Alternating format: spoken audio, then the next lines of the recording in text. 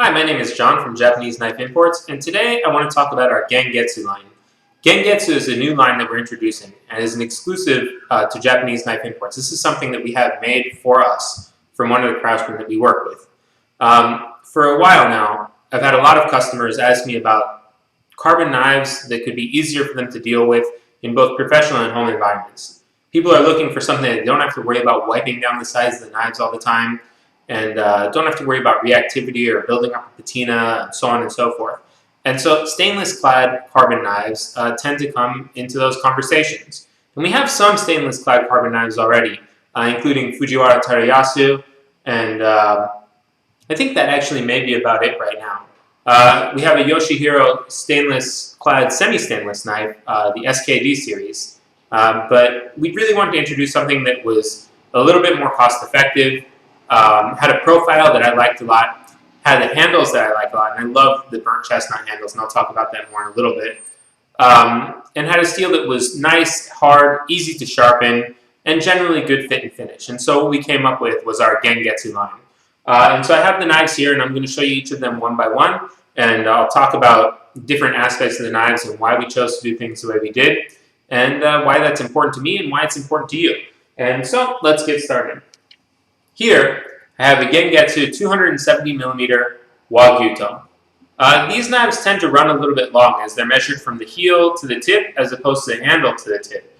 And if you look here at the area where the handle meets the tang of the knife, you'll see that there is no machi. And the reason that these are measured that way is because they don't have a machi. Knives with a machi are always measured from the handle to the tip, and knives without a machi are measured from the heel to the tip. This gets a little bit confusing with some Sakai-based knives where they have a machi, but it's flush with the handle. And so you have to know what that tang actually looks like. Anyways, let's go back to the knife here. The outside of the knife here you can see is stainless, and you can see a cladding line down here. The core is white number 2 steel. White number 2 steel is a very simple, very clean carbon steel. It sharpens up easily, takes a very good edge, and actually has pretty good toughness. You can see here that the spine is nicely rounded, and so is the choil. There's no real sharp edges over here, so it's very comfortable to hold. Also, you can see that there's a great distal taper as it gets thinner as it goes towards the tip. Here it's extremely thin. These knives are also very thin behind the edge. Maybe a little bit difficult to see, but they taper very, very nicely up towards the edge so that they're as thin as some of the lasers that we often sell. The handle here is burnt chestnut. And I like burnt chestnut handles for a couple of reasons. One, they have a little bit more weight to them than hoe wood, but they're not quite as heavy as ebony. Sometimes ebony handles weigh so much that they bring the balance back towards the handle a little bit too much for my taste. The other reason that I like burnt chestnut handles is that they retain grip when wet. So when your hands are oily or wet or dripping in chicken and duck fat like they sometimes are in professional kitchens, these knives, they tend to have great grip on the handles. Because of the texture that the wood has due to the burning or roasting of the wood. It brings out the grain structure and really gives you something to hold on to. I also tend to like octagonal handles, partly because I just think that they look cool, but also because the ridges tend to give me a little bit better grip as I go. I found the Gengetsu knives to be kind of well balanced and very comfortable in hand. Not super light, so you don't feel like you have anything really in your hand. They have some heft to them, but they cut like very thin knives, and I've enjoyed them immensely. Here is a 240mm Wa-gyuto. This is actually one that we'll be putting up for sale later on Facebook, and I've sharpened and refinished the knives a little bit, so you can see here it has like a very cool kind of kasumi finish. And Sarah and I talked about this, and we decided it was our anniversary the other day, and that we would put this up as kind of like a fun anniversary thing. So hopefully we'll be getting this up on Facebook very soon. And keep your eyes open for it. Again, the same burnt chestnut handle, nice rounding of the spine and choil, very comfortable, very nice balance, very good fit and finish. I really enjoyed sharpening it as well.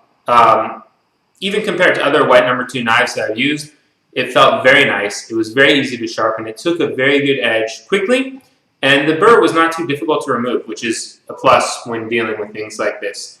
It seemed to me that it was a little bit harder than the solid white number 2 knives that we sometimes sell, like Konosuke or Geshin Ginga. So I would expect better edge retention out of this. And I do have one of the prototypes that I've been testing out as well. And I have noticed that it does have great edge retention, especially considering that it's white number 2.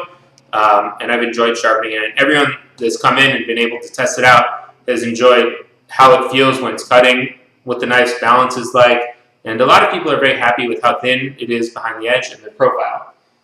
Here is a 210 millimeter Wa-gyuto. And you can see all the same features on this knife. I really like the profile of these knives. I find that they have a very nice flat spot here, not too much belly towards the tip. It makes them very usable all around. And also because of the distal taper of the knives, they tend to be very good all-arounders. Now, in this series, we made an interesting choice. We chose to include a 180 millimeter petty. And I like this petty very much for a couple of reasons. One, I like this size, and this is most similar to the 210 millimeter Wa petty size that I'm an advocate of, and you see in our Gengetsu line and a number of other lines we carry.